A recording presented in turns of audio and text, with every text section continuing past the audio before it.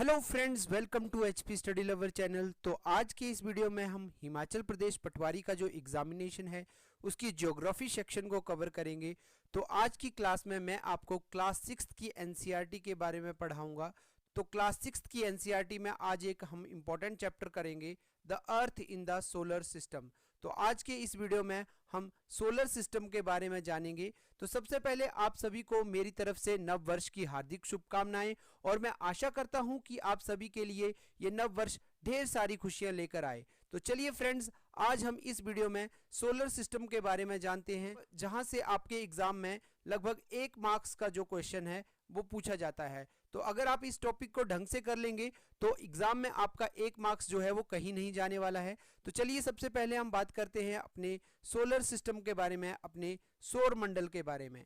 ठीक है, तो सबसे पहले हम बात करेंगे फुल मून डे क्या होता है और न्यू मून डे क्या होता है। देखिए, हिंदी में इसे पूर्णिमा कहते हैं और न्यू मून डे को अमावस्या कहते हैं। आपसे ये पूछेगा कि पूर्णिमा के दिन जो है इनमें से कौन सा कथन सही है। तो आपको याद रखना है, पूर्णिमा के दिन क्या होता है, ब्राइट लाइट होती है। देखिए, पूर्णिमा की कंडीशन कब अराइज होती है, सबसे पहले आपको पता होना चाहिए कि पूर्णिमा की स्थिति कब बनती है। इस तरह से आपका सन है, देखिए ये आपका सन आ गया, और ये आपकी बीच में क्या आ गई, आपकी अर्थ आ गई, और यहां पर आपका क्या आ गया, मून आ गया। ठीक है, तो जब सन की लाइट जो है वो मून के ऊपर पड़ती है और जब हम पृथ्वी से इसे देखते हैं तो हमें ये पूरा जो है वो ब्राइट दिखता है, चमकीला दिखता है। तो इस स्थिति को हम क्या बोलते हैं, पूर्णिमा की स्थिति कहा जाता है। ठीक है, और इस टाइम पे क्या होता है, दूसरी कंडीशन आपको दे देगा कि स्टार्स जो होते हैं वो दिखाई देते हैं या नहीं दिखाई देते हैं। तो आपको याद रखना है, देखिए जब पृथ्वी पर रोशनी ज्यादा पड़ेगी तो जो आसमान में सितारे हैं वो हमें कम दिखाई देंगे।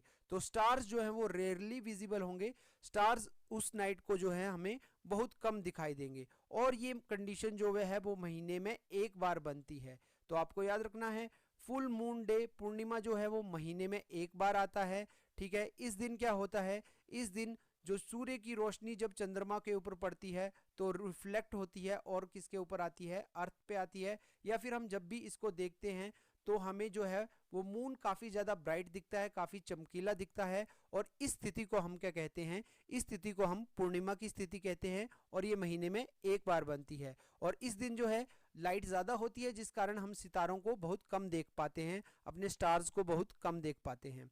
तो इसी तरह से अगर मैं आपसे बात करूंगा कि न्यू मून डे क्या होता है, अमावस्या की स्थिति क्या होती है, तो आपको याद रखना है अमावस्या की स्थिति कब बनेगी। आप इसमें देख सकते हो, देखिए यहां पर आपका क्या आ जाएगा, यहां पर आपका सन आ गया और बीच में आपका क्या आ गया, यहां पे मून आ गया, और यहां पर आपकी क्या आ गई, अर्थ आ गई। देखिए, जब सन और अर्थ के बीच में जो है वो आपका मून आ जाता है, उस टाइम पे क्या होगा, ये देखिए ये वाला जो पोर्शन है, जब हम इस पोर्शन को अर्थ से देखेंगे तो यहां से हमें कोई लाइट नहीं दिखाई देगी, ये सारा हमें ब्लैक पोर्शन दिखेगा। और जो सन की लाइट पड़ेगी वो इसके बैक साइड में पड़ेगी, मून के बैक साइड में पड़ेगी। तो इस टाइम पे क्या होता है, इस टाइम पे हमें मून जो है वो पूरा काला दिखाई देगा, मतलब मून जो है हमें वो ब्राइट नहीं दिखाई देगा, डार्क नाइट हो जाएगी। और ये जब सूर्य जब अर्थ पे अपनी ये रोशनी नहीं भेजेगा तो उस टाइम पे क्या होगा, डार्क नाइट होगी, अर्थ पे जो है वो लाइट पहुंच नहीं पाएगी। और इस वजह से जो है हम स्टार्स को क्या कर सकते हैं, डार्क नाइट में हम स्टार्स को आसानी से देख सकते हैं। तो आसमान में हमें तारे जो हैं वो आसानी से दिखाई देंगे। और ये भी स्थिति जो है वो महीने में 1 ही बार आती है, अमावस्या की रात जो है वो भी महीने में 1 बार आती है। तो इस तरह से आपके फुल मून डे और न्यू मून डे से जो है पूर्णिमा और अमावस्या से क्वेश्चन बनते हैं। और याद रखना, जिस दिन पूर्णिमा होगा उसी दिन आपका जो है वो चंद्र ग्रहण की भी स्थिति बनती है। याद रखना, इसे बोला जाता है आपका लूनर एक्लिप्स। तो आपको पूछ लेगा कि लूनर एक्लिप्स, चंद्र ग्रहण की स्थिति जो है वो कौन से दिन बनती है। तो आपको याद रखना है, जब फुल मून डे वाली कंडीशन होती है, जो कि मैंने आपको बताई थी कि यहाँ पे अर्थ आ जाती है, यहाँ पे आपका मून आ जाता है और यहाँ पे आपका सन आ जाता है, तो उस टाइम आपकी जो है वो चंद्र ग्रहण की स्थिति बनती है। और न्यू मून डे के दिन आपकी जो है वो सूर्य ग्रहण, याद रखना न्यू मून के दिन जो है वो आपकी सूर्य ग्रहण की स्थिति बनती है। ठीक है, और इसको हम बोलते हैं आपका सोलर एक्लिप्स। ठीक है, वो हो गया आपका लूनर एक्लिप्स, चंद्र ग्रहण आपका लूनर एक्लिप्स हो गया, और ये आपका सोलर एक्लिप्स हो गया आपका सूर्य ग्रहण। ये बनेगा आपका न्यू मून डे के जो टाइम जो है वो स्थिति अराइज होगी। चलिए, तो ये था फुल मून डे और न्यू मून के बारे में। यहाँ से अगर आपसे एग्जाम में क्वेश्चन पूछता है तो आई थिंक अब आप इसका आंसर इजीली कर सकते हैं। नेक्स्ट हम बात करते हैं सेलेस्टियल बॉडीज क्या होती हैं। सेलेस्टियल बॉडीज का मतलब है आपका खगोलीय वस्तुएं क्या होती हैं। हिंदी में इसे बोला जाता है खगोलीय पिंड भी बोला जाता है, या खगोलीय वस्तुएं क्या होती हैं, सेलेस्टियल बॉडीज क्या होती हैं। अगर मैं बिल्कुल इजीली एक्सप्लेन करूंगा इसको, तो सेलेस्टियल बॉडीज का मतलब है आसमान में जो भी वस्तुएं हमें दिखाई देती हैं, चाहे वो हमारा सन है, ठीक है, सन इज आल्सो अ स्टार। देखिए, आपको ये चीज याद रखनी है कि सूर्य भी हमारा जो है वो एक ही तारा ही है, सूर्य भी एक हमारा तारा ही है, और इसी तरह से बाकी तारे हैं हमारे जो हमारे यूनिवर्स में हैं, और इसी तरह से आपका सैटेलाइट आता है, प्लैनेट्स आते हैं, देखिए आपके ग्रह आते हैं, आपके उपग्रह आते हैं, ठीक है, ऊपर आसमान में जितना भी मलबा है, ठीक है, जो भी हमारे यूनिवर्स में मलबा है वो भी सारा इसी का पार्ट होते हैं। मेट्योर्स हमारे हो गए, ठीक है, कॉमेट्स हमारे हो गए, जैसे आपके इसको बोलते हैं आपका धूमकेतु हो गया आपका, ठीक है, धूमकेतु हो गया, आपके उल्का पिंड हो गए, ये सब चीजें जो हैं ये हमारी सेलेस्टियल बॉडीज कहलाती हैं, खगोलीय वस्तुएं कहलाती हैं। तो आपको याद रखना है ब्रह्मांड में जो भी वस्तुएं पाई जाती हैं, चाहे वो ग्रह हैं, चाहे वो उपग्रह हैं, चाहे वो चांद हैं, चाहे वो तारे हैं, जो भी आपकी चीजें हैं वो सारी खगोलीय वस्तुएं कहलाता है। तो आपको एग्जाम में कैसे क्वेश्चन बनाएगा, आपको पूछेगा इनमें से कौन सी सेलेस्टियल बॉडी है या नहीं है। तो आपको याद रखना है सन, स्टार, सैटेलाइट, जितने भी आसमान में जो भी चीजें हैं वो सारी क्या गिनी जाती हैं, आपकी खगोलीय वस्तुएं गिनी जाती हैं, ठीक है, जो नेचुरली हैं, याद रखना जो नेचुरली हैं। ओके, ठीक है, उसके बाद हम आ जाते हैं नेक्स्ट अपने टॉपिक्स के ऊपर, ठीक है, स्टार के बारे में। तो सबसे पहले तो मैं आपको थोड़ा सा सेलेस्टियल बॉडीज का एक डायग्राम जो है वो शो करना चाहता हूँ, ठीक है। तो सबसे पहले अगर मैं बात करूंगा तो आप इस तरह से देख सकते हैं कि ये हमारी अर्थ है, ठीक है, हमारी अर्थ जो है वो किसका पार्ट है, एक सोलर सिस्टम का पार्ट है। तो आप इस तरह से देख सकते हो कि हमारा अर्थ जो है वो यहाँ पर है, ठीक है, ये हमारी अर्थ की कंडीशन है, और हमारी अर्थ जो है वो एक पूरे सोलर सिस्टम का पार्ट है, जिसमें आपका क्या आ जाता है, यहाँ पे आपका सन आ जाएगा, यहाँ पे आपका पहला planet Mercury, Venus, Earth, Mars, Jupiter, Saturn, Uranus, Neptune, ठीक है, इस तरह से आपके ये जो हैं वो आपके 8 ग्रह आ जाएंगे। देखिए, इसको बोलते हैं मरकरी आपका हो गया बुध, वीनस आपका हो गया शुक्र ग्रह, अर्थ आपका हो गया पृथ्वी, ठीक है, उसके बाद आता है मार्स आपका मंगल ग्रह, उसके बाद आता है आपका जुपिटर बृहस्पति ग्रह, उसके बाद आता है आपका सैटर्न शनि ग्रह, उसके बाद आता है यूरेनस आपका वरुण ग्रह, उसके बाद आता है आपका नेपच्यून अरुण ग्रह, ठीक है। तो आपको ये चीजें जो है वो याद रखनी है, ठीक है, यूरेनस हो गया आपका अरुण और नेपच्यून हो गया आपका वरुण। तो इस तरह से आपका ये सोलर सिस्टम। तो देखिए इस टाइम पे हम कहां पर हैं, हम हैं अर्थ में, ठीक है, और अर्थ किसका पार्ट है, आपका इस पूरे सोलर सिस्टम का पार्ट है, ठीक है, और ये फर्दर सोलर सिस्टम किसका पार्ट है, दैट इज वेरी इंपॉर्टेंट। चलिए, अभी आपको समझना है कि क्या बात कर रहा हूं मैं। देखिए, ये मैं इस तरह से बना देता हूं, एक ग्रुप ये आ गया, दूसरा ग्रुप ये आ गया, तीसरा ग्रुप ये आ गया आपका, ठीक है। तो देखिए, सबसे पहले अगर हम नीचे से शुरू करते हैं आपका, ठीक है, ये आपकी अर्थ आ गई, ठीक है, और ये आपका आ गया सोलर सिस्टम। देखिए, इसको मैंने डिनोट किया है आपका अर्थ से, ये आपका अर्थ है, और ये आपका आ गया सोलर सिस्टम, सौर मंडल आ गया आपका, ठीक है। अब ये आ गई आपकी गैलेक्सी, ठीक है, इसको मैं डिनोट कर रहा हूँ किससे, आपका गैलेक्सी से डिनोट कर रहा हूँ। और ये आ गया आपका एक लोकल क्लस्टर बोलूंगा मैं इसको, ठीक है, ये आपका आ गया लोकल क्लस्टर, और ये आ गया आपका एक सुपर क्लस्टर, ठीक है। आपको ये सब चीजें याद रखनी है। तो देखिए, इस टाइम पे हम कहां पर हैं, अर्थ में। अर्थ किसका पार्ट है, आपका सोलर सिस्टम का। सोलर सिस्टम फर्दर किसका पार्ट है, आपका गैलेक्सी का। और आपकी गैलेक्सी किसका पार्ट है, आपका क्लस्टर का। और आपका क्लस्टर किसका पार्ट है, आपका सुपर क्लस्टर का पार्ट है। तो आपको इस तरह से याद रखना है। देखिए, अब हम बात करते हैं अपनी गैलेक्सी के बारे में, ठीक है। सोलर सिस्टम तक आपने देख लिया, अब हम बात करेंगे गैलेक्सी। तो आपसे एग्जाम में क्वेश्चन पूछा जाता है कि हम कौन सी गैलेक्सी का पार्ट हैं। तो आपको याद रखना है हम मिल्की वे गैलेक्सी का पार्ट है। ये पेपर में क्वेश्चन पूछा जाता है कि हमारा जो सोलर सिस्टम है वो किस गैलेक्सी का पार्ट है, तो मिल्की वे गैलेक्सी का पार्ट है। हिंदी में भी इसे मिल्की वे ही बोलेंगे, मिल्की वे गैलेक्सी का पार्ट है। अब ये गैलेक्सी होती क्या है, देखिए जिस तरह से हमारा एक सोलर सिस्टम होता है तो इस तरह से आपकी गैलेक्सी होती है। ये आपकी गैलेक्सी आ जाएगी। जैसे हमारी जो गैलेक्सी है वो कैसी है, स्पाइरल गैलेक्सी है, ठीक है। अब ये हमारी गैलेक्सी है, इसमें क्या होंगे आपकी, जैसे जैसे आपका सोलर सिस्टम है ना, उस तरह से ये आपका मान लो आपका सोलर सिस्टम आ गया, ये आपका सोलर सिस्टम आ गया। इसी तरह के कई सोलर सिस्टम यहाँ पर होंगे इस गैलेक्सी के अंदर, ठीक है। काफ़ी ज़्यादा सोलर सिस्टम होंगे इस तरह से, और ये हमारी आ गई मिल्की वे गैलेक्सी। तो मतलब एक गैलेक्सी के अंदर काफ़ी सारे सोलर सिस्टम पाए जाते हैं, ठीक है। तो और आपका ये क्या होगा, लोकल क्लस्टर क्या होगा आपका, एक कई सारी गैलेक्सीज, जैसे मान लो 20 या 25 गैलेक्सीज मिलके क्या करेंगे, एक क्लस्टर का निर्माण करेंगी। और उसी तरह से हजारों गैलेक्सियां मिलकर क्या करेंगी, एक सुपर क्लस्टर का निर्माण करेंगी, ठीक है। तो याद रखना है, सबसे बड़ा एक क्वेश्चन पूछा जाता है कि सबसे बड़ा सुपर क्लस्टर कौन सा है, तो सबसे बड़ा सुपर क्लस्टर है सरस्वती सुपर क्लस्टर। याद रखना है, सबसे बड़ा सुपर क्लस्टर कौन सा है, सरस्वती सुपर क्लस्टर। लेकिन हम सरस्वती सुपर क्लस्टर का पार्ट नहीं है, हम सरस्वती सुपर क्लस्टर का पार्ट नहीं है। ये जो सरस्वती सुपर क्लस्टर है ये एक इंडियन साइंटिस्ट ने खोजा था, और इनका नाम है सोमक राय चौधरी। तो आपको ये भी याद रखना है कि ये जो सरस्वती सुपर क्लस्टर है ये किसके द्वारा खोजा गया था, सोमक राय चौधरी के द्वारा। ये इंडियन साइंटिस्ट हैं और इनके द्वारा जो है वो सरस्वती सुपर क्लस्टर जो है खोजा गया था। हिंदी में इसे कहते हैं विशाल काय तारामंडली।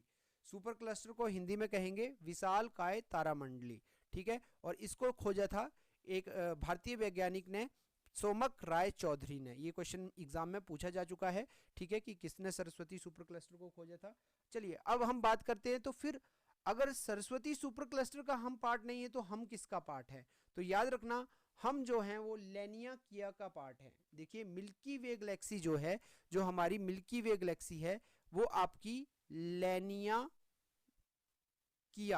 लैनियाकिया सुपर क्लस्टर या क्लस्टर बोल सकते हो, लैनियाकिया क्लस्टर का पार्ट है। ये क्वेश्चन एग्जाम में पूछा जा सकता है कि हमारी मिल्की वे गैलेक्सी किसका पार्ट है, तो लैनियाकिया क्लस्टर का पार्ट है। देखिए तो अभी तक आपने क्या क्या पढ़ा, मैं आपको एक बार डिटेल में बता देता हूं। आपने पढ़ा अर्थ के बारे में, अर्थ किसका पार्ट है, अर्थ हमारे सौर मंडल का पार्ट है। सोलर सिस्टम के बारे में आपने देखा कि कौन कौन से ग्रह हमारे सोलर सिस्टम में आते हैं। हमारा सोलर सिस्टम किसका पार्ट है, हमारा सोलर सिस्टम पार्ट है मिल्की वे गैलेक्सी का। याद रखना हमारा सोलर सिस्टम किसका पार्ट है, मिल्की वे गैलेक्सी का पार्ट है। और मिल्की वे गैलेक्सी फर्दर किसका पार्ट है, कौन सी गैलेक्सी का पार्ट है या कौन सी सुपर क्लस्टर का पार्ट है, तो लैनियाकिया का पार्ट है। और सबसे बड़ी जो विशालकाय तारामंडली है वो कौन सी है, वो है आपकी सरस्वती सुपर क्लस्टर, सबसे बड़ी विशालकाय तारामंडली है। और एक एग्जाम में और क्वेश्चन पूछा जाता है कि जैसे हमारी गैलेक्सी जो है वो मिल्की वे गैलेक्सी है, जैसे मैंने आपको बताया कि हमारी जो गैलेक्सी है वो मिल्की वे गैलेक्सी है, तो पूछा जाता है कि मिल्की वे गैलेक्सी के सबसे नजदीक सी कौन सी गैलेक्सी है, तो एंड्रोमेडा गैलेक्सी। याद रखना है आपको, एंड्रोमेडा गैलेक्सी जो है वो मिल्की वे गैलेक्सी की सबसे नजदीक की गैलेक्सी है, ठीक है। तो इस तरह से भी आपसे एग्जाम में क्वेश्चन पूछ सकता है। तो इस तरह से मैंने आपको जो है वो सोलर सिस्टम के बारे में थोड़ा सा बताया। आगे हम बात करते हैं इंपॉर्टेंट, सोलर सिस्टम में हम इंपॉर्टेंट बात करते हैं स्टार की या फिर हमारे सन की। देखिए जैसे मैंने आपको बताया सन इज ऑल्सो अ स्टार, ये फ्रेज आपको याद ही कर लेनी है कि सन भी क्या है, एक आपका तारा ही है, सूर्य भी एक आपका तारा ही है। हाँ वो हमारे से नजदीक है, इस कारण जो है वो हमें काफी ज्यादा प्रकाश देता है, काफी ज्यादा ऊष्मा देता है वो हमें, इसीलिए वो हमें बड़ा भी दिखाई देता है। बाकी सारे जो स्टार्स हैं वो हमसे काफी दूर हैं, इस वजह से जो है वो आपके तारे जो हैं वो छोटे दिखाई देते हैं, जबकि सन नजदीक है तो वो काफी बड़ा दिखाई देता है और वो हमारे सोलर सिस्टम का पार्ट भी है। आगे हम बात करते हैं स्टार के अंदर कौन सा प्रोसेस होता है या सन के अंदर कौन सा प्रोसेस होता है। तो ये एग्जाम में बहुत बार क्वेश्चन पूछा जाता है कि स्टार या सन के अंदर कौन सा रिएक्शन होता है। तो आपको याद रखना है स्टार के अंदर जो है न्यूक्लियर फ्यूजन होता है। वेरी इंपॉर्टेंट क्वेश्चन, काफी ज्यादा एग्जाम में ये क्वेश्चन पूछा जाता है कि सन के अंदर जो है वो कौन सा रिएक्शन होता है, न्यूक्लियर फ्यूजन। हिंदी में इसको कहते हैं नाभिकीय संलयन, हिंदी में इसको बोलते हैं नाभिकीय संलयन। ठीक है, तो स्टार के अंदर नाभिकीय संलयन होता है, न्यूक्लियर फ्यूजन। देखिए कई बार आप कंफ्यूज होते होंगे कि फ्यूजन होता है या फिजन होता है। देखिए फ्यूज आपने पढ़ा होगा, ठीक है। फ्यूज का मतलब क्या होता है, देखिए घरों में आपके फ्यूज होता है, उसका काम क्या होता है, दो कनेक्शन को जोड़ना। इसी तरह से फ्यूजन का काम यहाँ पर भी क्या है, दो चीजों को जोड़ना। तो आपका जब हाइड्रोजन और हाइड्रोजन एटम आपका मिलता है तो वो बनाता है आपका हीलियम। देखिए जब भी आपका हाइड्रोजन और हाइड्रोजन एटम, दो एटम मिलेंगे तो वो बनाएंगे हीलियम। और इस प्रोसेस में क्या होता है, काफी ज्यादा एनर्जी जो है वो आपकी रिलीज होती है। तो जब आपकी एनर्जी रिलीज होती है तो वो किस रूप में मिलती है हमें, हीट और लाइट के रूप में हमें मिलती है। तो ये हमें ऊष्मा और प्रकाश के रूप में मिलती है। तो आपको याद रखना है सन के अंदर रिएक्शन होता है न्यूक्लियर फ्यूजन, नाभिकीय संलयन, और जब हाइड्रोजन हाइड्रोजन इसमें हीलियम बनाते हैं तो ये एक एनर्जी रिलीज होती है जो हमें ऊष्मा और प्रकाश देती है। ठीक है, this is very important question जो आपके एग्जाम में काफी बार पूछा जा चुका है। नेक्स्ट हम बात करते हैं, अब ये जो ऊष्मा निकलती है, जो आपकी लाइट निकलती है, ये क्या काम करती है। देखिए जो आपकी हीट निकलती है वो तो हमारी पृथ्वी को थोड़ा गर्म करने में सहायता करती है, और ये आपकी लाइट जो है वो हमारी पृथ्वी को प्रकाश देती है डे टाइम में। ठीक है, तो आपको यहाँ पर देखना है कि स्पीड ऑफ लाइट का क्वेश्चन पूछा जाता है, और ये देखिए डायरेक्ट एनसीईआरटी से क्वेश्चन उठाए जाते हैं और आपके एग्जाम में डाल दिए जाते हैं। ठीक है, कोई भी स्टेटमेंट में चेंजेस नहीं देखने को मिलता है, डायरेक्ट वहां से क्वेश्चन स्टेटमेंट की स्टेटमेंट उठा के आपके क्वेश्चन में पुट अप कर देता है। तो चलिए स्पीड ऑफ लाइट के बारे में मैं आपसे बात करूंगा। तो स्पीड ऑफ लाइट होती है 3 लाख किलोमीटर पर सेकेंड, 3 लाख किलोमीटर पर सेकेंड। तो प्रकाश की गति के बारे में अगर मैं बात करूंगा तो प्रकाश की गति होती है 3 लाख किलोमीटर एक सेकेंड में जो है वो ट्रेवल करती है। ठीक है, चलती है 3 लाख किलोमीटर एक सेकेंड में। अब यहीं से एक इंपॉर्टेंट क्वेश्चन बनता है कि बताओ सूर्य की जो किरणें हैं वो पृथ्वी में कितने टाइम में पहुंचती हैं। ये आपका सन है और ये आपकी अर्थ है। तो देखिए सूर्य की किरणें पृथ्वी पर पहुंचने में 8 मिनट और 20 सेकंड का समय लेती हैं। ये काफी बार आपके एग्जाम में क्वेश्चन पूछा जा चुका है। तो आपको याद रखना है कि सूर्य की किरणें जो है पृथ्वी पर पहुंचने के लिए 8 मिनट और 20 सेकंड का समय जो है वो लेती हैं।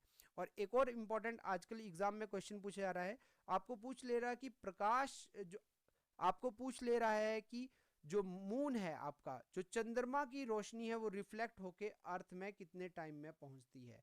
ठीक है, तो आपको याद रखना है कि देखिए यहां से अगर मैं बात करूंगा आप इजीली निकाल सकते हो कि मून से अर्थ का डिस्टेंस है देखिए 3,84,600 किलोमीटर। ठीक है, तो 3,84,600 किलोमीटर जो है आपका डिस्टेंस है मून का अर्थ से।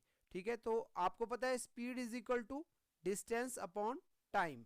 ठीक है, speed is equal to distance upon time. तो हमें स्पीड पता है लाइट की स्पीड मैंने आपको बताया था कि क्या होती है। तो यहां पर आप देख सकते हो टाइम इज इक्वल टू किसके बराबर आ जाएगा, डिस्टेंस अपॉन स्पीड। स्पीड है हमारी 3 लाख। ठीक है, तो इस तरह से आपका आ जाएगा यहाँ पर 1.3 सेकेंड जब आप इसको डिवाइड करोगे। ठीक है, 3,84,600 को जब आप डिवाइड करोगे 3 लाख से तो आपका टाइम आ जाएगा 1.3 सेकेंड। और यही आपके एग्जाम में सबसे ज्यादा बार क्वेश्चन पूछा गया है।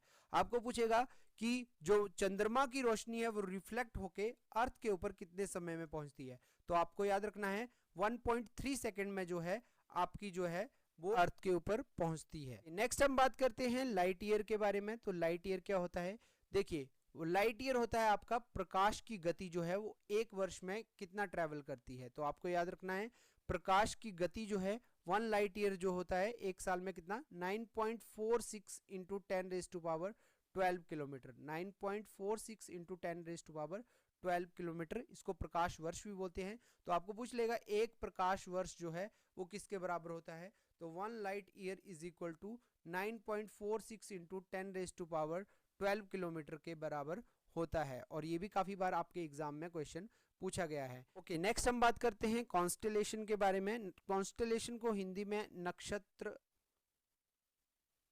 मंडल भी कहा जाता है, नक्षत्र मंडल भी कहा जाता है।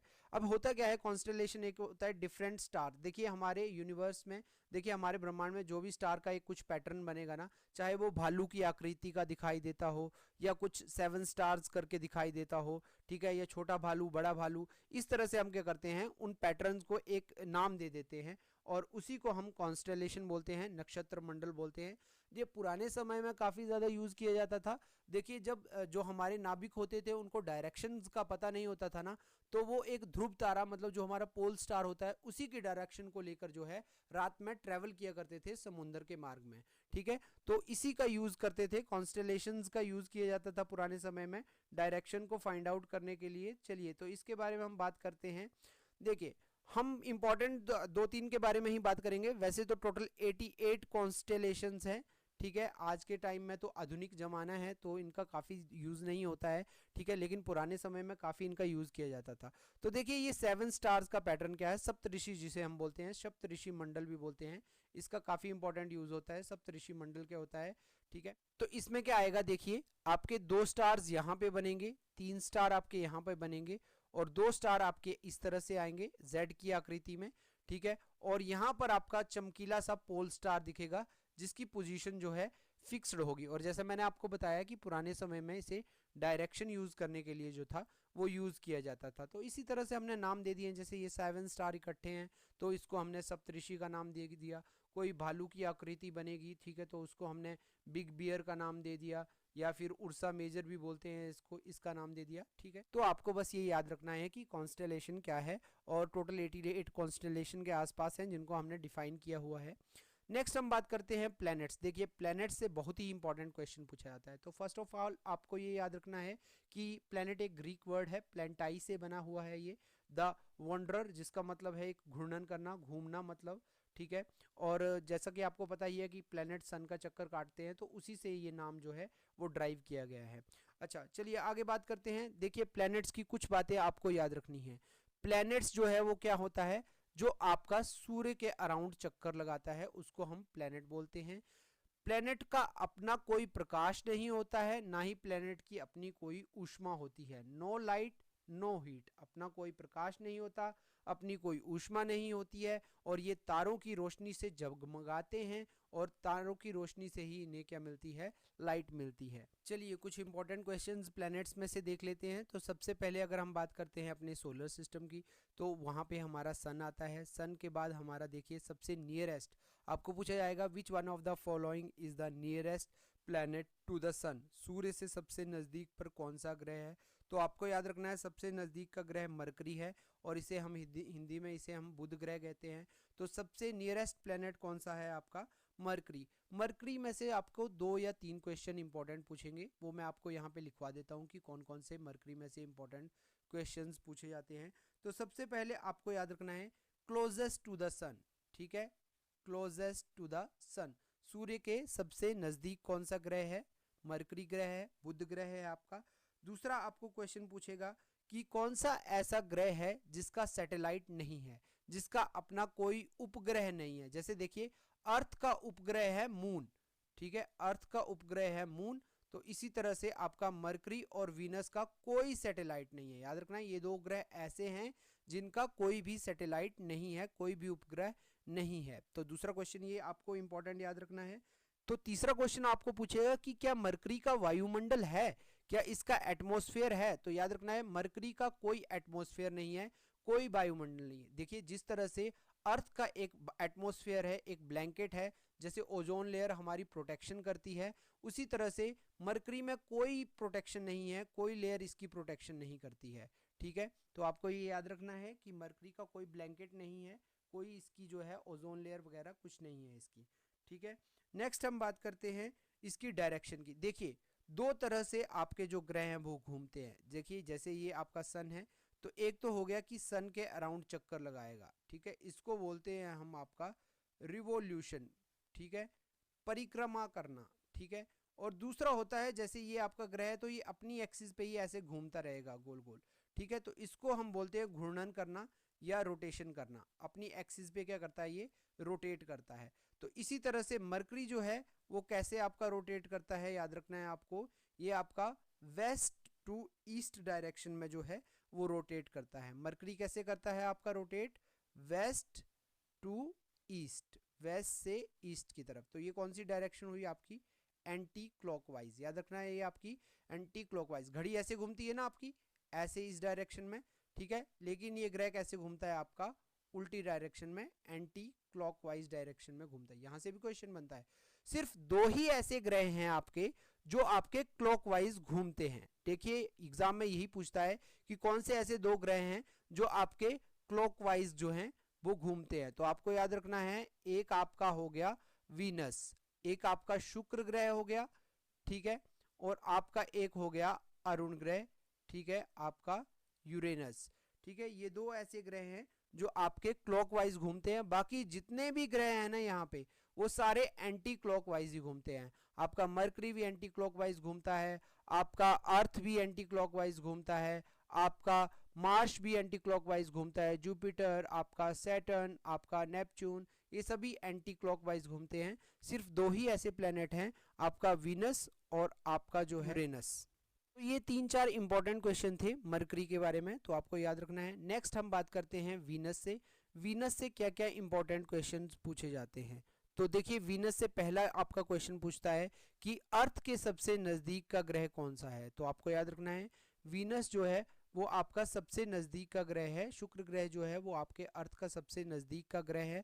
और दूसरा क्वेश्चन इसमें से पूछता है कि ब्राइटेस्ट प्लेनेट कौन सा है, सबसे चमकीला ग्रह कौन सा है। तो आपको याद रखना है शुक्र ग्रह जो है वो सबसे चमकीला ग्रह है। और एक और इंपॉर्टेंट यहाँ से क्वेश्चन पूछता है आपको क्वेश्चन पूछेगा कि कौन सा ऐसा ग्रह है जिसको मॉर्निंग और इवनिंग स्टार कहा जाता है। सुबह और शाम का तारा किसे कहते हैं, मॉर्निंग और इवनिंग स्टार भी किसे कहा जाता है, वीनस ग्रह को ही कहा जाता है। तो ये 3 इंपॉर्टेंट क्वेश्चन यहाँ से पूछता है। पहला पूछेगा सबसे चमकीला ग्रह कौन सा है, तो आपका आंसर होगा शुक्र ग्रह। दूसरा पूछेगा मॉर्निंग और इवनिंग स्टार किसे कहते हैं, तो ये भी शुक्र ग्रह को करते हैं। और सबसे नज़दीक का पृथ्वी का ग्रह कौन सा है, तो पृथ्वी के सबसे नज़दीक वीनस है। और इसी से एक इंपॉर्टेंट क्वेश्चन पूछा जाता है कि पृथ्वी का जुड़वा ग्रह किसे कहा जाता है। तो आपको याद रखना है पृथ्वी का जुड़वा ग्रह भी वीनस को ही कहते हैं, क्योंकि इसका जो वजन है और इसका जो साइज है वो पृथ्वी के बराबर है, तो इसीलिए इसे पृथ्वी का जुड़वा कहा जाता है। ठीक है, नेक्स्ट हम बात करते हैं, आइए आगे बात करते हैं अर्थ के बारे में। ठीक है, तो अर्थ से काफ़ी इंपॉर्टेंट क्वेश्चंस जो हैं पूछे जाते हैं। तो पहला क्वेश्चन जो अर्थ से पूछ लेगा कि ब्लू प्लैनेट किसे कहते हैं, तो नीला ग्रह किसे कहते हैं। नीला ग्रह आपका अर्थ को कहा जाता है, क्योंकि अर्थ पर काफ़ी ज़्यादा हिस्सा जो है वो पानी का है। ठीक है, तो आपको पता है कि जैसे 2/3 वाटर का सरफेस जो है वो अर्थ के ऊपर है, जिस कारण इसे नीला ग्रह भी कहा जाता है। ठीक है, और अर्थ पे ही जो है वो आपका वाटर और ऑक्सीजन अवेलेबल है, जिस कारण यहाँ पे जो है लाइफ आपकी पॉसिबल है। और एक इंपॉर्टेंट क्वेश्चन और पूछा जाता है यहाँ से, आपको पूछा जाएगा कि अर्थ का सैटेलाइट, तो आपको पता ही है कि अर्थ का सैटेलाइट कौन सा है, मून। और जैसे मैंने आपको बताया मरकरी और वीनस का कोई सैटेलाइट नहीं है, तो ये दो ग्रह ऐसे हैं जिनका कोई सैटेलाइट नहीं है।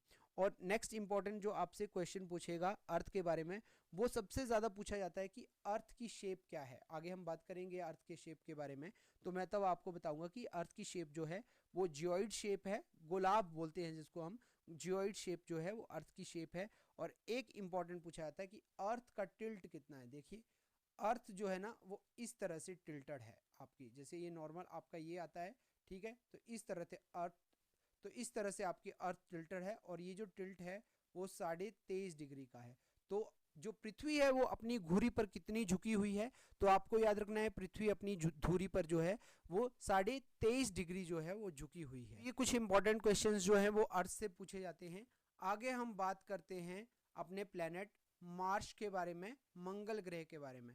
तो देखिए मंगल ग्रह से आपके क्या क्या क्वेश्चन बनाता है। मंगल ग्रह से आपको क्वेश्चन पूछता है कि बताइए लाल ग्रह किसे कहा जाता है, रेड प्लैनेट किसे कहा जाता है। तो मंगल ग्रह को रेड प्लैनेट कहा जाता है क्योंकि यहाँ पे जो है आयरन कंटेंट ज़्यादा है, जिस वजह से इसको जो है वो आपका लाल ग्रह कहते हैं। और पूछा जाता है कि कौन सा ऐसा ग्रह है जिसका स्काई पिंक है, तो आपको याद रखना है मंगल ग्रह का जो आसमान दिखाई देता है ना, वो कैसा दिखाई देता है, आपका पिंक दिखाई देता है। और ये भी इंपॉर्टेंट क्वेश्चन एग्जाम में पूछा जा चुका है। और आपको याद रखना है इसके 2 सैटेलाइट हैं। देखिए मार्स के आपके 2 सैटेलाइट हैं, कौन कौन से, दोनों एग्जाम में बहुत पूछे जाते हैं, फोबोज और डीमोज। उसके बाद आपकी क्या आती है, एक एस्ट्रॉइड्स की बेल्ट आती है। और ये आपके एग्जाम में काफ़ी बार क्वेश्चन पूछा जा चुका है कि बताइए किन 2 ग्रहों के बीच में जो है वो आपकी एस्ट्रॉइड बेल्ट, क्षुद्र ग्रह इसको बोलते हैं हम, छोटे छोटे क्षुद्र ग्रह जो होते हैं हमारे, ठीक है, क्षुद्र ग्रहों की जो है वो पेटी पाई जाती है, बेल्ट पाई जाती है। तो आपको याद रखना है मार्स और जुपिटर के बीच में आपकी एक एस्ट्रॉइड बेल्ट जो है, छोटे छोटे ग्रह जो होते हैं, छोटे छोटे क्षुद्र ग्रह होते हैं, ठीक है। यही क्षुद्र ग्रह क्या करते हैं, देखिए जब पृथ्वी की तरफ चलते हैं ना, तो इन्हें हम क्या कहते हैं, उल्का पिंड कहा जाता है इनको, ठीक है। और यही फिर पृथ्वी के अंदर जो है आपके एंटर करेंगे। और जब ये पृथ्वी के कांटेक्ट में आते हैं ना, तो जब एयर के कांटेक्ट में आएंगे ना ये, तो जलना शुरू कर देते हैं। देखिए ये क्या होते हैं, ये एक उल्का पिंड होते हैं, रॉक से बने होते हैं। और जब जैसे ही ये पृथ्वी के अंदर एंटर करते हैं ना, तो ये जलना शुरू कर देते हैं और आपको कुछ ऐसे दिखाई देते हैं ऊपर से, ठीक है। तो जब ये यहाँ पर आते हैं तो इसे हम कहते हैं शूटिंग स्टार। शूटिंग स्टार कहा जाता है, जिसे हम काफी बार टूटता हुआ तारा भी कहते हैं। तो तारा वारा कुछ नहीं होता है वो, ठीक है। वो क्या होता है आपका, जो आपका क्षुद्र ग्रह होता है, ठीक है, छोटे छोटे जो बड़े बड़े टुकड़े होते हैं ना, ठीक है, वो क्या करते हैं जब आपके पृथ्वी के एटमॉस्फेयर में चलते हैं ना, एंटर करते हैं, तो हवा के कांटेक्ट में आते हैं। और हवा के कांटेक्ट में आते ही वो क्या कर देते हैं, उनकी स्पीड इतनी ज़्यादा होती है कि वो जलना शुरू कर देते हैं। और हमें ऐसे लगता है कि एक कोई तारा टूट रहा है, लेकिन वो तारा नहीं टूट रहा होता है, यही उल्का पिंड आपके क्या हो रहे हैं, पृथ्वी में एंटर कर रहे होते हैं और वो जो है बर्न कर रहे होते हैं, जल रहे होते हैं। तो इसी को हम क्या कहते हैं, शूटिंग स्टार बोलते हैं या फिर टूटता हुआ तारा बोलते हैं। तो आपको पता होना चाहिए कि क्या होता है ये। मैंने जैसे बताया यहाँ पे कुछ टुकड़े होते हैं हमारे, ठीक है, रॉक्स के कुछ टुकड़े होते हैं जिन्हें हम क्षुद्र ग्रह कहते हैं। ये जब पृथ्वी की ओर चलना शुरू करते हैं और जब पृथ्वी के एटमॉस्फेयर के कांटेक्ट में आते हैं ये, तो जलना शुरू कर देते हैं और इसी को हम टूटता हुआ तारा कहते हैं, ठीक है। तो आपको पूछेगा शूटिंग स्टार क्या होता है, ठीक है। आपको पूछेगा एस्ट्रॉयड की बेल्ट किस किस के बीच में पाई जाती है। देखिए ये जो अभी मैंने आपको 4 पढ़ाए ना, ठीक है, कौन कौन से आपके, मरकरी, वीनस, अर्थ, मार्स, इनको बोलते हैं इनर प्लैनेट्स, ठीक है, इनको बोलते हैं आंतरिक ग्रह। तो आपको पूछ लेगा इनमें से कौन सा आंतरिक ग्रह है, तो आपको याद रखना है ये 4 आंतरिक ग्रह हैं, ये चट्टानों से बने हुए हैं, ठीक है। और इसमें से अर्थ पे जो है वो लाइफ पॉसिबल है। अब ये जो बाहर वाले ग्रह है ना, ठीक है, ये है गैसेस से बने हुए, गैसेस और डस्ट से बने हुए हैं ये, ठीक है। और यहाँ पर आपके आते हैं जुपिटर, सैटर्न, यूरेनस और नेपच्यून। ये इनको हम बोलते हैं गैसियस प्लैनेट या जोवियन प्लैनेट या आउटर प्लैनेट भी बोल देते हैं इनको हम, ठीक है। तो ये जुपिटर, सैटर्न, यूरेनस और नेपच्यून आ जाते हैं आपके इसमें। चलिए जुपिटर की बात करते हैं। तो जुपिटर जो है वो सबसे बड़ा ग्रह है। आपको पूछेगा विच one of the following is the largest planet, तो आपको याद रखना है सबसे बड़ा ग्रह कौन सा है, आपका जुपिटर। जुपिटर आपका सबसे बड़ा ग्रह है, ठीक है। और आपको एक और इंपॉर्टेंट क्वेश्चन पूछता है कि जुपिटर का सबसे बड़ा सैटेलाइट, देखिए जुपिटर के भी अराउंड 69 to 70 सैटेलाइट्स हैं। जैसे पृथ्वी का सिर्फ एक ही उपग्रह है ना मून, उसी तरह से आपके जुपिटर के लगभग 69 to 70 जो हैं वो आपके सैटेलाइट्स हैं। और इसमें आपको एक इंपॉर्टेंट याद रखना है, गैनीमेडा। आपको पूछेगा गैनीमेडा किसका सैटेलाइट है, तो आपको याद रखना है गैनीमेडा जुपिटर का सैटेलाइट है। इसी तरह से और भी आ जाते हैं, जैसे आपके लो, ये भी जुपिटर का ही है। यूरोपा आ गया आपका, यूरोपा ये भी किसका है, जुपिटर का है। गैनीमेडा, लो, यूरोपा, कैलिस्टो, ठीक है। इस तरह से काफ़ी ज़्यादा है, बट आपको ये 3-4 याद रखने हैं, गैनीमेडा, लो, यूरोपा, कैलिस्टो, ये सारे जो हैं वो आपके जुपिटर्स के सैटेलाइट है। तो आपको याद रखना है, 2 क्वेश्चन याद रखने हैं आपको।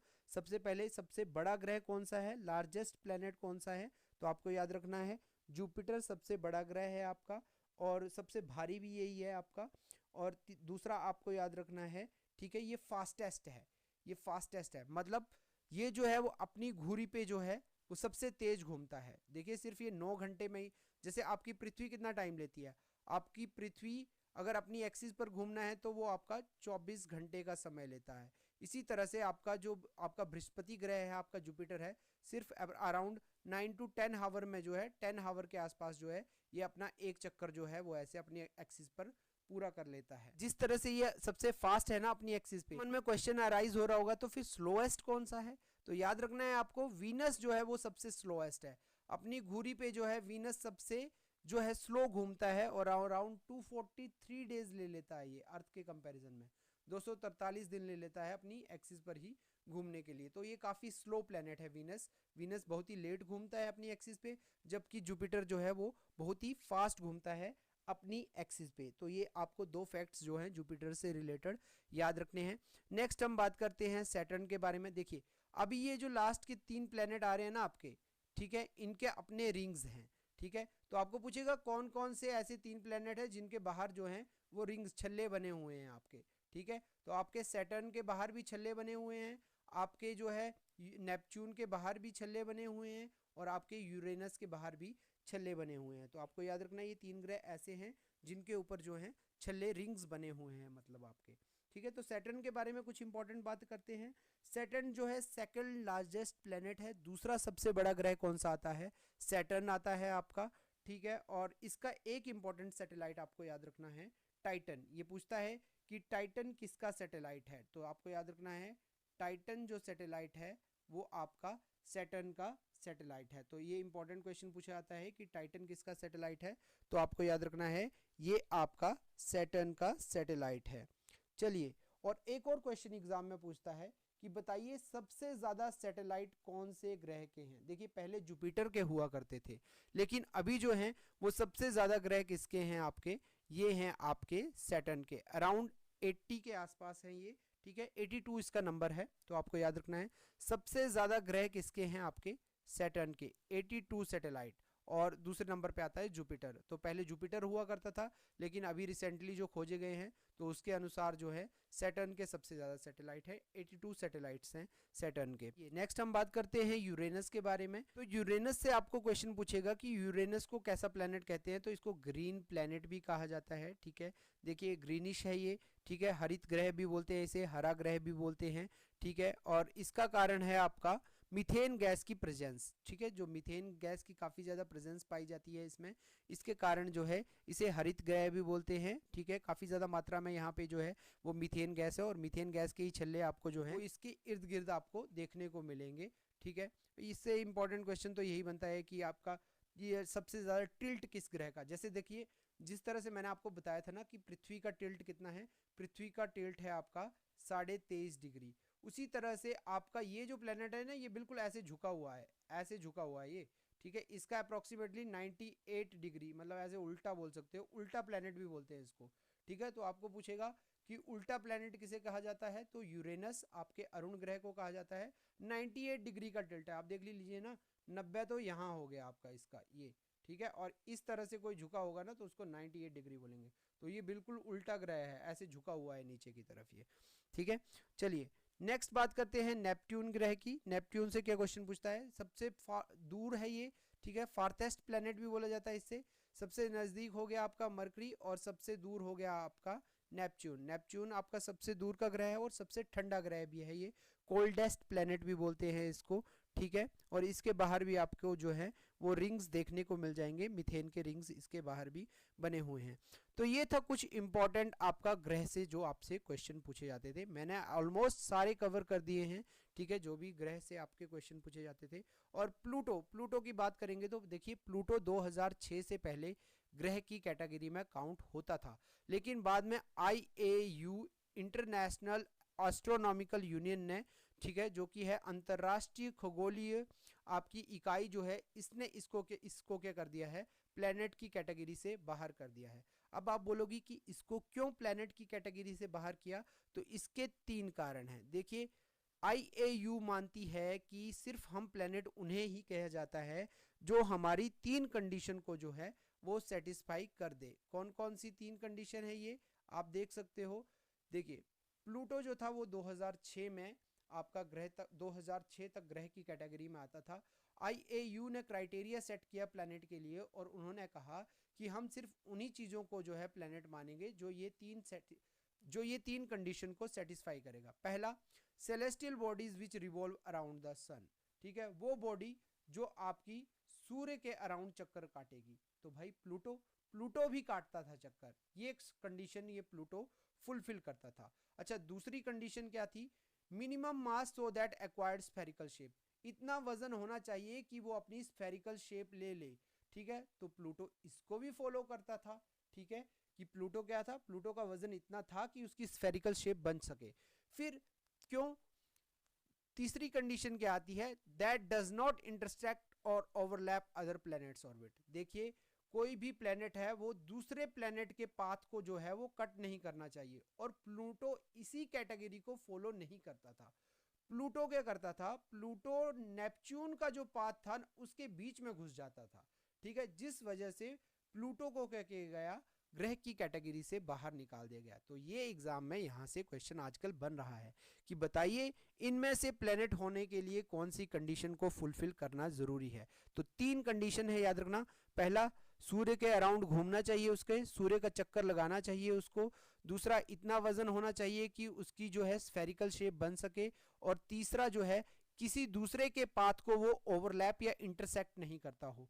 मतलब जैसे कोई प्लेनेट सन के अराउंड ऐसे कोई प्लेनेट घूम रहा है ना, तो उसको बीच में से ऐसे कट ना करे वो, ठीक है। तो नेपच्यून तो प्लूटो इसी कैटेगरी को जो था वो फॉलो नहीं करता था, जिस वजह से इसको प्लेनेट की कैटेगरी से बाहर निकाल दिया गया। तो आई थिंक अब आपको प्लूटो का डाउट भी जो है वो क्लियर हो गया होगा। नेक्स्ट बात करते हैं प्लैनेट्स के साइज के बारे में। तो आपको कैसे याद रखना है कि प्लैनेट का साइज क्या क्या है। देखिए जैसे मैंने आपको बाहर के 4 ग्रह बताए थे, तो आपको याद रखना है ये जो आउटर 4 प्लैनेट्स हैं, ठीक है, ये सबसे बड़े आए, जुपिटर सबसे बड़ा, सैटर्न उससे छोटा, यूरेनस, फिर नेपच्यून, और 5वें नंबर पे आ जाएगी हमारी पृथ्वी। याद रखना है बाहर के जो 4 ग्रह हैं वो क्रम वाइज ही चलेंगे, जुपिटर, सैटर्न, यूरेनस, नेपच्यून, और उसके बाद हमारी अर्थ आ जाएगी, उसके बाद हमारा वीनस आ जाएगा, ठीक है, शुक्र। देखिए पृथ्वी का जुड़वा किसे कहते हैं, वीनस को, तो वीनस 6ठे नंबर पे आ जाएगी, और सबसे नजदीक जो है हमारा वो सबसे छोटा है, तो आपको याद रखना है मरकरी 8th नंबर पे आ जाएगा, और आपका मार्स जो है वो 7th। इस तरह से आप इजीली जो है इसका पैटर्न साइज का याद रख सकते हैं। आपको आता है एग्जाम में कि बताइए क्रम में लगाइए इसको, ठीक है, बड़े से छोटे और छोटे से बड़े, तो आपको इस तरह से याद रखना है। बाहर के 4 आएंगे पहले, फिर 5वें नंबर पे पृथ्वी आएगी, फिर 6ठे नंबर पे आपका वीनस आएगा, पृथ्वी की तरह दिखने वाला कौन सा है, शुक्र ग्रह, वीनस ग्रह, और उसके बाद आपका आ जाएगा मार्स, और सबसे नजदीक वाला आ जाएगा आपका सबसे छोटा ग्रह मरकरी। तो इस तरह से ये आपका साइज में क्रम रहेगा। नेक्स्ट कुछ टर्मिनोलॉजी के बारे में बात कर लेते हैं। तो जियोलॉजी आपको पता है क्या होता है, ठीक है। भूविज्ञान किसे कहते हैं, स्टडी ऑफ अर्थ। जब हम अर्थ की स्टडी कहते हैं तो उसको हम जियोलॉजी कहते हैं, ठीक है। जियोमेट्री होती है मेजरमेंट करना, अर्थ की मेजरमेंट करना, उसको जियोमेट्री कहते हैं, ठीक है। जियोइड क्या है, गुलाब भी बोलते हैं इसको हम।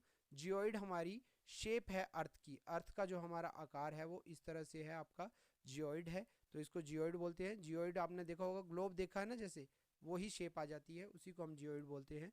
अच्छा, ये तो हो गया अर्थ के शेप के बारे में।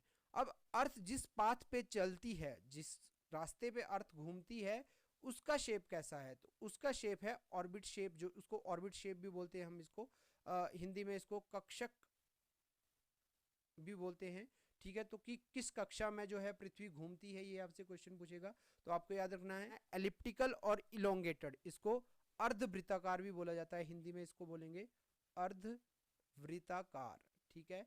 तो इसको बोलते हैं एलिप्टिकल और इलोंगेटेड। तो पूछेगा अर्थ का पाथ कैसा है, तो आपको याद रखना ऑर्बिट शेप कैसा है, एलिप्टिकल और इलोंगेटेड। और जैसा कि मैंने आपको बता दिया कि अर्थ की शेप कैसी है, जियोइड है, इस तरह से आप देख सकते हो, ठीक है। यहाँ पर देख सकते हो आप पोल्स पे आपको ये थोड़ी चपटी सी मिलेगी ऐसे, ठीक है, और यहाँ पे इक्वेटोरियल में आपको ऐसे बल्ज सी मिलेगी, ठीक है। तो इसी शेप को जो है वो जियोइड बोला जाता है। जैसे कि आपने ग्लोब में देखा होगा, जो ग्लोब की शेप होती है वैसे ही हमारी अर्थ की शेप है, उसी के आधार पे ग्लोब को बनाया गया है। चलिए अगला इंपॉर्टेंट क्वेश्चन, बहुत ही इंपॉर्टेंट क्वेश्चन है ये, आजकल एग्जाम में पैटर्न है इसका पूछने का। What is Goldilock zone. Goldilock zone, Hindi में भी इसे गोल्डीलोक जोन ही कहते हैं। गोल्डीलोक जोन किसे कहा जाता है, देखिए गोल्डीलोक जोन वो होती है जहां पे हम रह सकते हैं, प्लेस वेयर हैबिटेट पॉसिबल, जहां रहने लायक स्थान होगा उसे हम क्या बोलते हैं, गोल्डीलोक जोन। तो जैसे आपका अर्थ किस में आता है, आपका गोल्डीलोक जोन, क्योंकि यहाँ पर हम रह सकते हैं, तो अर्थ को ही हम गोल्डीलोक जोन बोलते हैं, ठीक है। तो ब्लू प्लैनेट भी बोलते हैं, जैसे मैंने आपको बताया था पहले भी कि 2/3 प्लैनेट जो हमारा वाटर सरफेस से कवर है, जिस कारण इसको जो है आपका ब्लू प्लैनेट बोला जाता है। देखिए मून जो टॉपिक है ना, वो पिछले 10 की साल में ना काफ़ी ज़्यादा न्यूज़ में रहा है पिछले 10 साल में, ठीक है। और इसी से अभी रिसेंटली बड़े ज़्यादा क्वेश्चंस पूछे जा रहे हैं, ठीक है। तो पैटर्न में है, तो जो चीज़ पैटर्न में होती है वो आपके एग्जाम में पूछी भी जाती है। चलिए, तो सबसे पहले मैं बात करता हूँ मून के बारे में। तो मून और अर्थ का डिस्टेंस आपने देख लिया, 3,84,400 किलोमीटर। और जैसे मैंने आपको बताया था कि ये जो मून की रोशनी है, ये अर्थ पर पहुंचने के लिए 1.3 सेकेंड का टाइम लेती है, ठीक है। ये भी आपको याद रखना है, ठीक है। और जो मून है, देखिए मून भी अपनी एक्सिस पर भी घूमता है और अर्थ के अराउंड भी घूमता है। तो अपनी एक्सिस में भी ये 27 डेज का टाइम लेता है घूमने के लिए, और जो अर्थ का चक्कर लगाता है वो भी 27 डेज का ही टाइम लेता है, सेम टाइम लेता है ये, ठीक है। और इम्पॉर्टेंट इसमें से एक क्वेश्चन पूछता है कि बताइए पहला मून मिशन जो था वो किस देश ने भेजा था। तो लूनर मिशन याद रखना है आपको, लूनर मिशन पहला था, लूनर प्रोग्राम भी बोलते हैं इसको, ठीक है। ये रशिया ने भेजा था अराउंड 1959 के आसपास।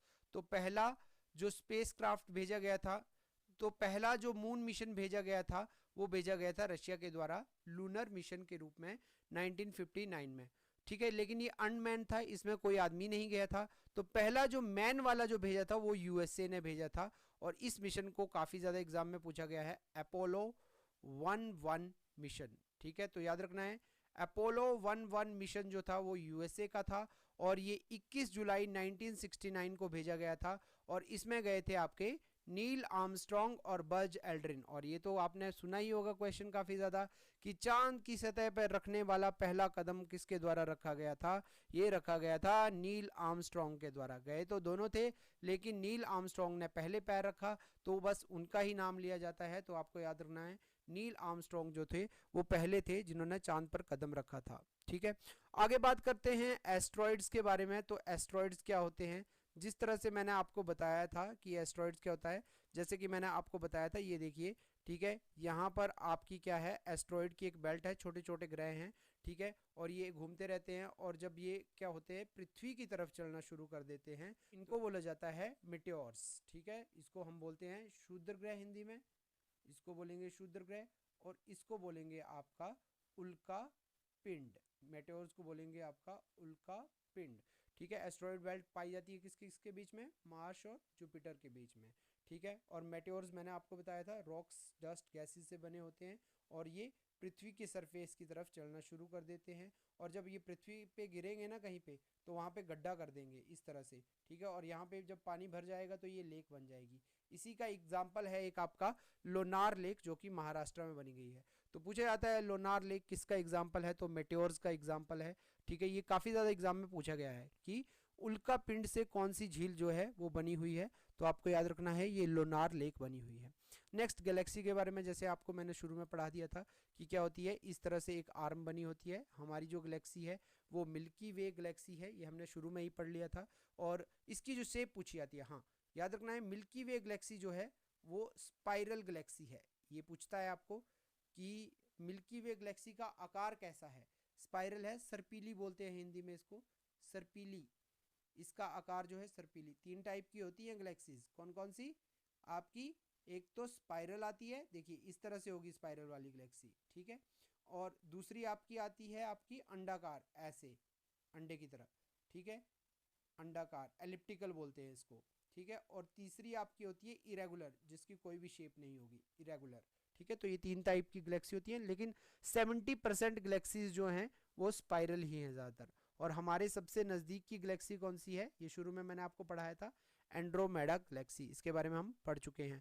और हमारी वाली गैलेक्सी कौन सी है, मिल्की वे गैलेक्सी। चलिए आगे बात करते हैं क्यूपर बेल्ट। क्यूपर बेल्ट भी इंपॉर्टेंट क्वेश्चन बनता है, लास्ट क्वेश्चन है ये आपका सोलर सिस्टम, और इसके बाद आपका सोलर सिस्टम जो है वो कंप्लीट होता है। तो आपको याद रखना है क्यूपर बेल्ट, ये ट्रेंडिंग है क्वेश्चन, क्यूपर बेल्ट किस किस के बीच में पाई जाती है एस्ट्रॉयड की बेल्ट। तो याद रखना है नेपच्यून और प्लूटो। देखिए लास्ट ग्रह है आपका नेपच्यून, और ये आपके आ गया प्लूटो, और इसके बीच में छोटे छोटे काफ़ी सारे ग्रह पाए जाते हैं, छोटे छोटे से क्षुद्र ग्रह हैं, ठीक है। और इसी को क्यूपर बेल्ट बोलता है। तो क्यूपर बेल्ट है आपकी नेपच्यून और प्लूटो के बीच में। चलिए फ्रेंड्स, तो ये था आपका सोलर सिस्टम के बारे में, और आई थिंक अगर आप इसको कवर कर लेते हैं ढंग से और अपने नोट्स प्रिपेयर कर लेते हैं तो आपका एग्जाम में 1 मार्क्स तो कहीं नहीं जाने वाला है। ठीक है, तो आज हमने जो था सोलर सिस्टम के बारे में कंप्लीट पढ़ा। ठीक है, आई होप आपको ये वीडियो पसंद आई होगी, और इसी तरह की वीडियोस को देखने के लिए आप हमारे लेक्चर को जो है वो लाइक कर सकते हैं, और हमारी वीडियो को जो है वो लाइक कर सकते हैं, और हमारे इस चैनल को सब्सक्राइब कर लीजिए। ठीक है, इसी तरह की वीडियोस मैं आपके लिए लाता रहूँगा। आई थिंक आपको ये वीडियो पसंद आई होगी। Thank you. जय हिंद, जय भारत।